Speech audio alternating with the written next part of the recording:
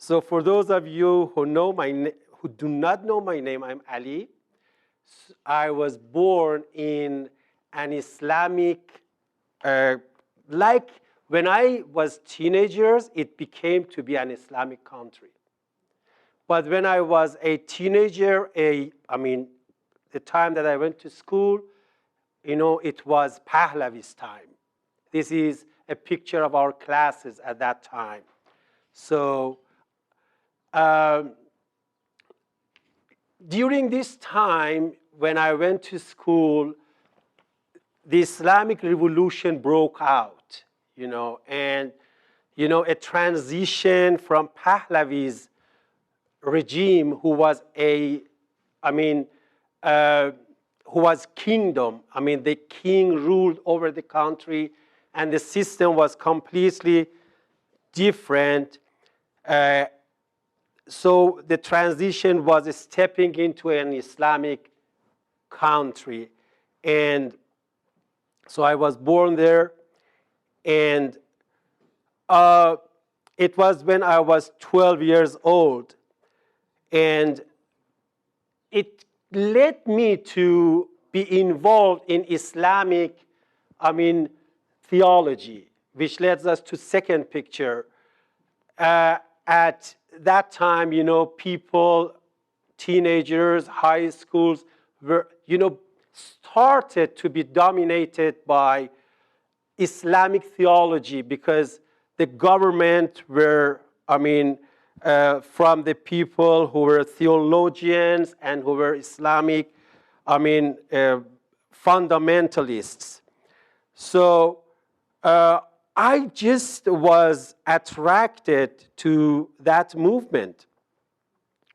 And as I grew up, I realized that there is something not sufficient in Islamic faith, even though I was growing in that kind of system. I was feeling a kind of emptiness into my heart. I felt that I was always wearing a mask, so that I show up, I am someone that, people would like to see me, or Islam wants to see me. And it just led me to go to second picture, just begin to think a little bit more if what I am doing is right or not. And I felt there is an emptiness in what I believed, but I could not point out, here is the weaknesses. So I began to think, and I began to think, okay, it's good if I go to the university to study philosophy. And I had 3 questions written in my pocket, carrying all the time. Where have I come from? And where I am going to, and why I'm here. And it was taken from a poem, of a poet in Farsi language. So I always thought, about these questions. And I said, okay, I will go to the university and I will find the answers to my questions. So I went to the university, and, every morning I grabbed my bag, about an hour and a half, just going there by bus, and rushed into the class, waiting that professors, philosophers come, with the hope that sometime I get the answer to my questions. But the years passed, and it came to the time that I was going to be graduated. And my questions were still there. I didn't get the answer to my questions. And the last semester, we had a credit which is called religions. So our professor asked us to write a paper on religions, and he wrote on the board different kind of topics. But Christianity was not there. There was not Christianity on the board. And to my surprise, I said, why no mention about Christianity? But I went to him and I said, I want to do my research on Christianity, if you do not mind. And he said, yes, that's fine, you can do that. So I started my,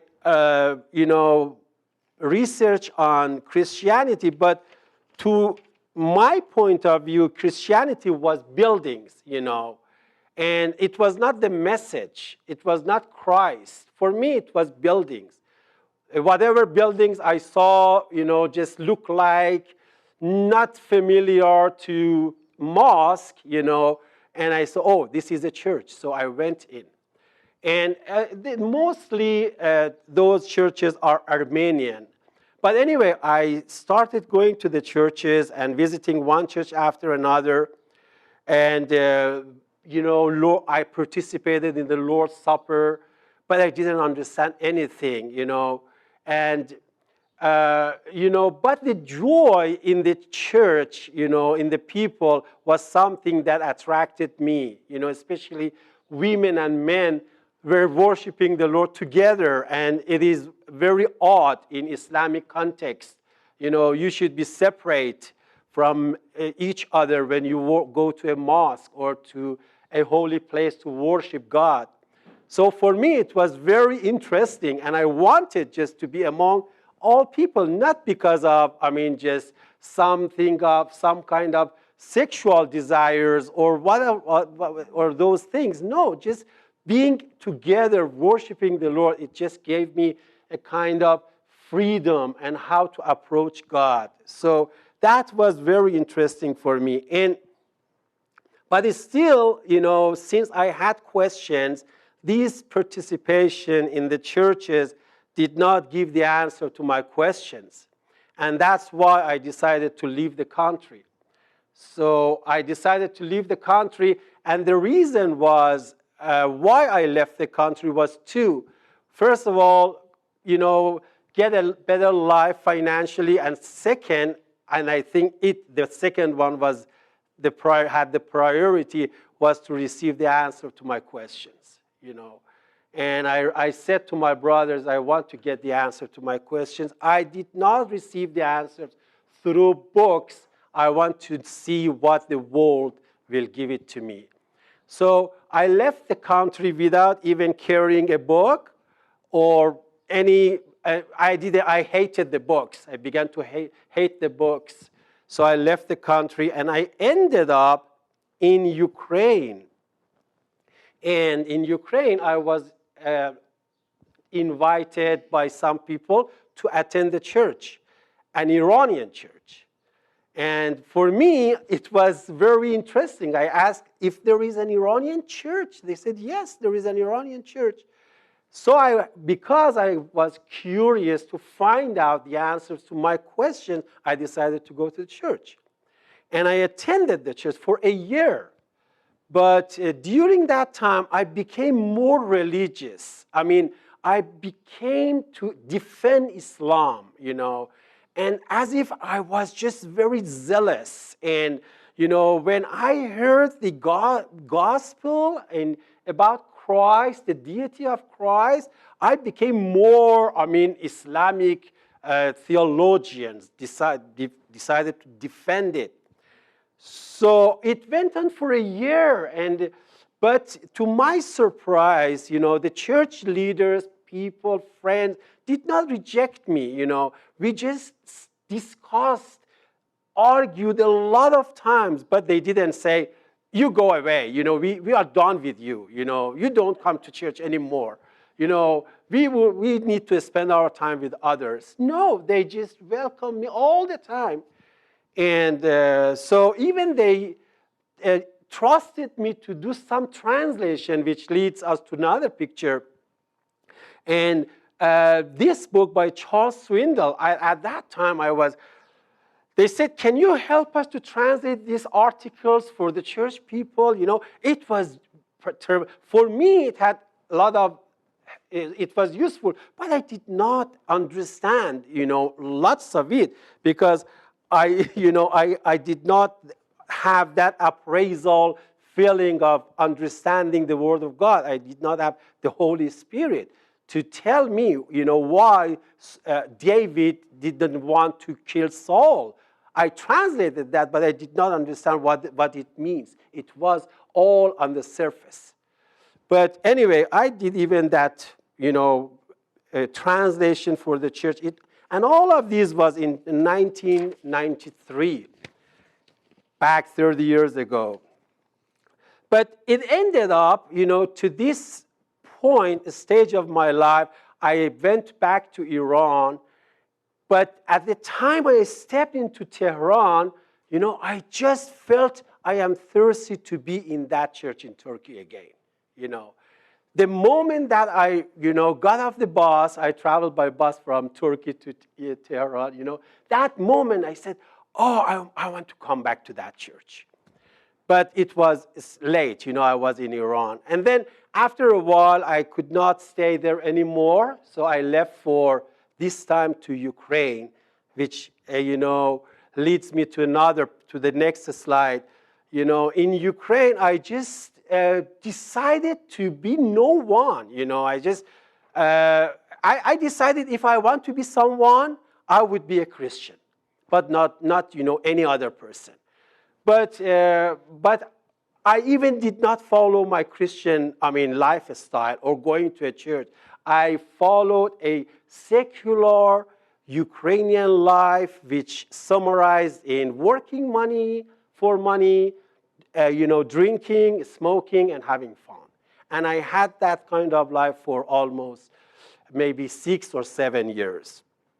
And broken in heart and completely damaged, not only I did not receive the answer to my questions, but more questions came into my mind, and my heart was completely broken. At least in Iran, back in Iran, I had some prestigious life. I was a teacher. I was not drunkard. People respected me. But here, I lost everything. I was just empty completely. And then one time, while drinking and in my drunkard, situation, I cried to God. I said, if you are there, help me. Help me, bring me out of this mess. I want to taste again the church life which I had in Turkey. And I cried while I was drunkard. And it led me to another picture, which a week later, I went to a friend. I saw this newspaper, just a Kiev Post.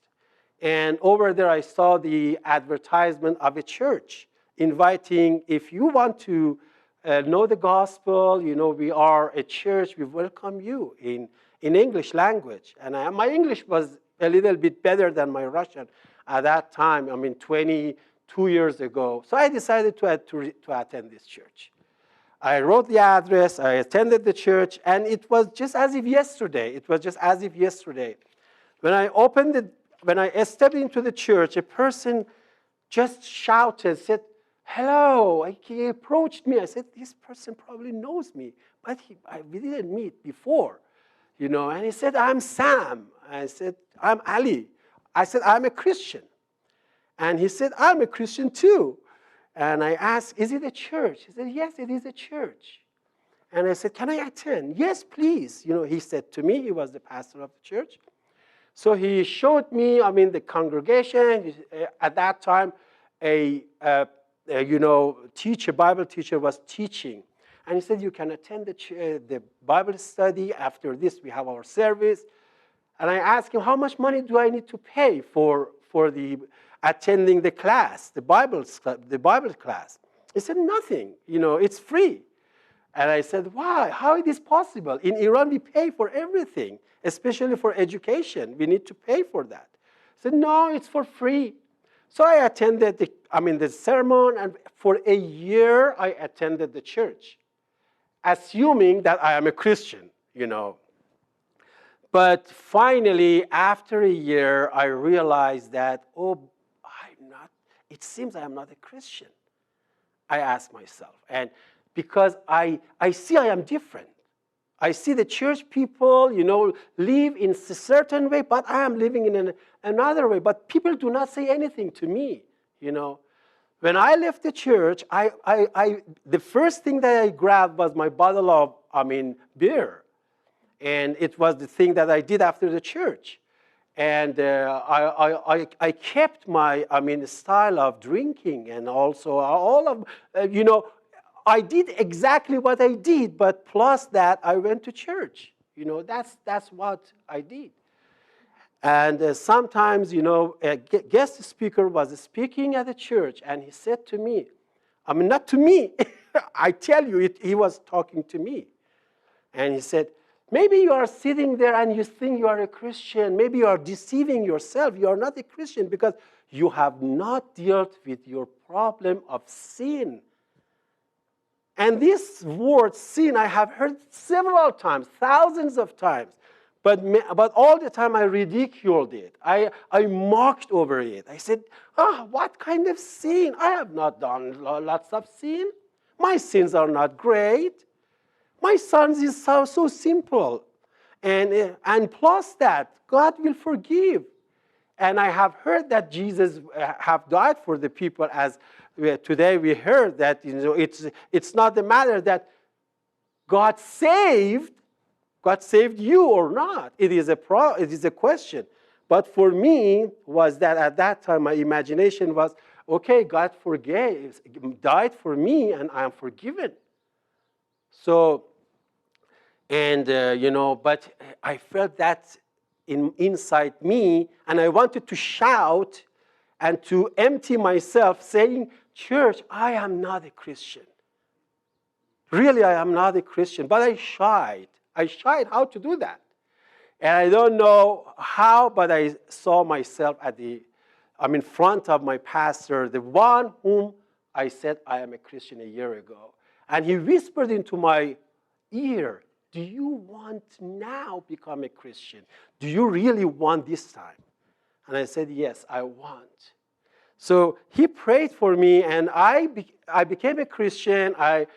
And from that day on, I stopped taking my beer, bottle of beer after the church, And I started my struggling with hating sin. I'm not talking about particular sins. I'm not going to mention. The sins that I was struggling with was smoking and drinking. And I don't want to say that what is sin, what is not a sin. But for me, smoking was a sin, And I really could not get rid of that. And Christ helped me on the process of 1 year, struggling. I got off smoking, got off drinking, got off worrying about tomorrow, fighting with my family. We still fight, but maybe once a month. But at that time, once a day or twice a day, or I don't know how many times a day. I still worry, but I know that, my worry is a sin. I confess to Him. But at that time, I was just drowned in those kind of sins. And it took a year for me to just come out a bit of those dirtiness. And then this, transition led us to next slide, which God talked into my heart to give up working for life and working for the gospel. And I decided to have Lord Jesus as my Lord. I decided to work for Him, not for another boss. And I don't want to say it is wrong. It is good to work for a boss. You have a boss. But I decided to work for the Lord because I decided and I saw how much need there is in Iranian and Persian culture for gospel task. I saw the need, and I decided to commit myself for the ministry. My pastor, his picture is here. I believe next slide is, no, it is not here. I'm sorry. I have it here. But he led me to go to the Bible college. He prayed for me, and he will be here in 2 months. Wherever I go, he's after me. As the Lord is after you, he is after me wherever I go. And he came to visit us in England. He came to visit us. He's going to come to visit us here. And I really appreciate those kind of mentors and pastors who follow their disciples. And so I went to the Bible college, and our Bible college was also small, like the church. That's why I love small communities. We can just be friendship, we can grow in those. Which led us to other pictures as well. We had a Bible college, and then a church ministry started. We did so many works among Iranians, so many works, and people were drug addicted. People were in, not proper marriage relationships. These days there's a very common, people just live together, And we live together with my wife, the present wife that my wife is here right now. We just live before my faith. These are all I didn't mention because it takes a lot of time. So we had a common life, but when I became a Christian, and I said, we cannot live that way, And so we separated, and in a year, she became a Christian. And then we said, okay, now we are going to be united, And many, many Iranians have that kind of lifestyle, especially those who leave Iran, come to Europe or Canada. They see a kind of freedom, and they began to live together without marriage. And we had several marriages, husband and wife. They came to Christ. They said, we need to be married in the church. And lots of people, lots of homeless people, lots of people like me who were drunkards, they became Christians. For 10 years or maybe more, we had ministry among Farsi-speaking people. And I don't know how the Lord worked out. I don't know, but we see the results. We see the people who were trained in that church, a small church in Ukraine.